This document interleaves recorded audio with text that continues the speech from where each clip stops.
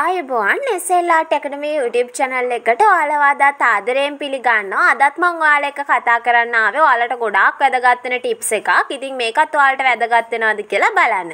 ඉතින් ඔයා channel එකට අලුත් කෙනෙක් නම් ඔන්න channel එක subscribe කරලා මාත් එක්ක එකතු වෙන්න පුළුවන්. ඉදිරියේදීත් ඔයාලට වැදගත් වෙන videos, ඔයාලා ඉල්ලන videos මම කරන්න බලාපොරොත්තු වෙමින් ඉන්නවා.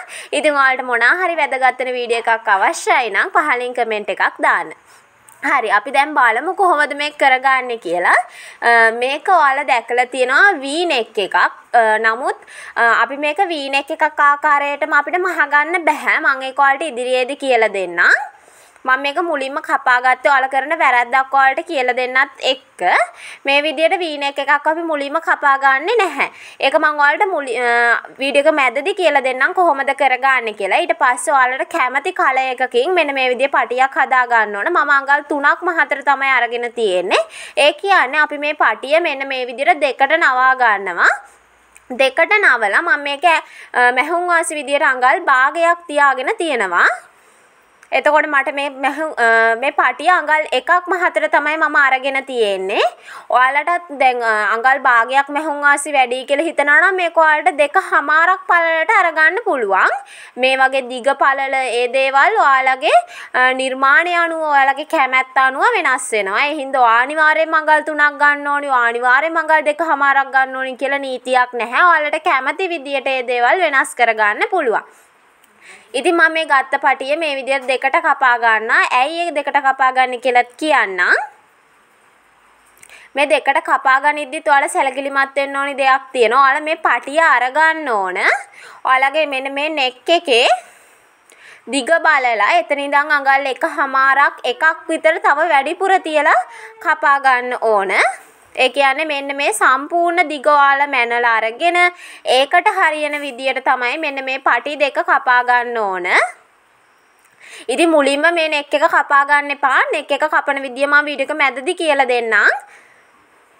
හරි. ඊට පස්සේ ඔයාලා මෙන්න මේ පටි හදාගෙන මේක හොඳට අයන් කරගන්න. ඔයාලට ස්ට්‍රිප් තියලා අයන් කරගන්නත් පුළුවන් පොඩ්ඩක් ගන්නට අවශ්‍යයි නම්.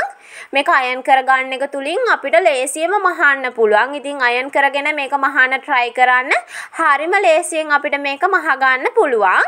ඒ වගේම හොඳ නිමාවක් අපේ ඇඳුමට ලැබෙනවා. බලන්න මම මේ විදිහට දෙකට නවාගෙන අයන් කරගෙන තියෙන්නේ. ඉතින් ඔයාලට මේ වගේ දේවල් වැදගත් වෙයි කියලා හිතනවා. ඒ නිසා තමයි මේ වීඩියෝ එකකුත් කරේ. හරි මම ඔයාලට දැන් කියලා දෙන්නම් මේ neck එක කපන විදිය. මේ විදියට කෙලින්ම කපන්න එපා. neck එක කපද්දි හොඳට මතක තියාගන්න මේ විදියට නම් ඔයා කර ෆිනිෂ් කරගන්න හිතාගෙන ඉන්නේ. ඔයාලා දැන් අර පටියක් හදා ගන්නනේ. ඒ පටිය ඔයාලට කොච්චර මහතටද ඕනේ? මං ගත්තේ අඟල් 1ක්ම 4නේ. ඒ කියන්නේ දෙකට නැවුවට පස්සේ මෙන්න මේ විදියට භාගයක් ඇතුළට කරලා කැපුවාම ඇති. හරිද? ඊට පස්සේ ඔයාලා මෙන්න මේ විදිහට neck එක කපා ගන්න තමයි තියෙන්නේ. මෙන්න මෙතන ඔයාලා අඟල් භාගයක් තියෙනවා. දිග ඇරියට පස්සේ මෙන්න මෙතන අඟල් 1ක් තියෙනවා. මං හිතනවා ඔයාලට පැහැදිලි වුණා කියලා.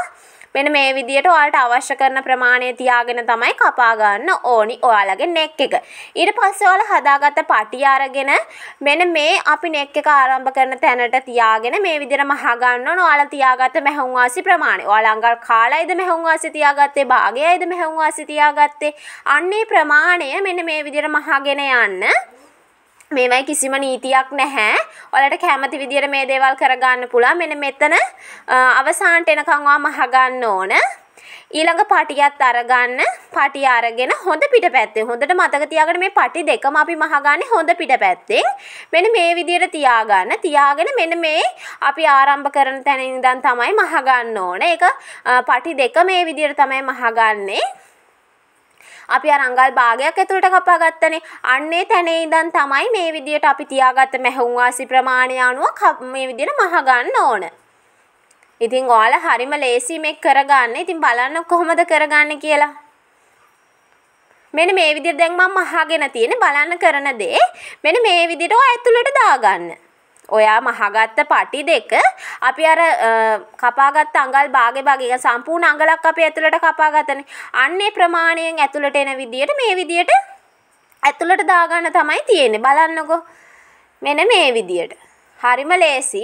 මෙන්න මෙතන ඔයාලා මේ ප්‍රමාණය මේ විදියට ඇතුළට නැවිලා තියෙන්න ඕන. ඒ කියන්නේ අපි දැන් මහගෙන ගියානේ අඟල් භාගයක්. එතකොට මේ ප්‍රමාණය ඇතුළට ණය වෙනවා. ඔයාලා මහලා බලන්න ඒක සාමාන්‍යයෙන් පොඩ්ඩක් ඇතුළට හැරෙව්වම ඇති ගානට ලස්සනට නැවිලා තියෙනවා. මේ විදියට ඇතුළට දාගෙන ඔයා මෙන්න මේ විදියට උඩින් මහ ගන්න ඕනේ. මේක අනිවාර්යයි. එතකොට තමයි අපේ ඇඳුම මේ අපි පහගත්ත පටිය හොඳට මේ ඇඳුමට හිටලා තියෙන්නේ. ඉතින් ඔයාලට මේක බ්ලවුස් එකකට ලස්සනට ගවුමකට ඕනෑම ඇඳුම් මෝස්තරයකට දාන්න පුළුවන්. ඉතින් මේ වගේ අපි සම්පූර්ණ ඇඳුමක් ඉගෙන ගන්නවා වගේම මෙන්න මේ වගේ පොඩි පොඩි දේවලුත් අපි ඉගෙනගෙන ඉන්න එක වටිනවා. ඒ නිසා තමයි මේ වීඩියෝස් මම කරන්නේ. හරි. මෙන්න මේ විදියට ඔයාලට තියෙන්නේ උඩින් මහ ගන්න. බලන්නකො මේ විදියට උඩින් මහ ගත්තට පස්සේ අපිට මේක ලැබෙන විදිය.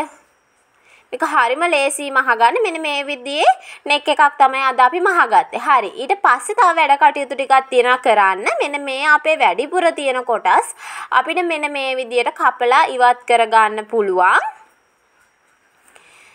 හරි. ඉතින් ඔයාලා ඇඳුමක් මැහුවට පස්සේ මෙන්න මේ විදිහේ ලස්සනට නිමාවකින් යුතු වෙන්න තියෙන නූල් කෑලි වැඩිපුර තියෙන කොටස් ඒ දේවල් කපලා ඉවත් කරන්න අමතක කරන්න එපා. බලන්නකෝ. හරිම ලස්සනට මේ නිමාව තියෙනවා. මෙතන අපි ගත්ත අඟල් ප්‍රමාණයටම ගානට තියෙනවා. ඉතින් මං හිතනවා මේ වීඩියෝ එකත් ඔයාලට වැදගත් වේවි කියලා. ඉතින් වීඩියෝ එක හොඳයි නම් වීඩියෝ එක ලයික් කරන්න, කමෙන්ට් කරන්න. මේ වාගේ වීඩියෝ එකත් එක්ක එකතු වෙන ඔයාලා හැමෝටම බොහොම ස්තුතියි.